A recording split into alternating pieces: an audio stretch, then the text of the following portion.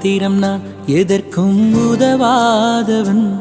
ஒரு குழைந்த பாத்திரம் நான் எவரும் விரும்பாதவன். குழைந்த பாத்திரம் நான் எதற்கும் உதவாதவன். ஒரு குழைந்த பாத்திரம் நான் எவரும் விரும்பாதவன்.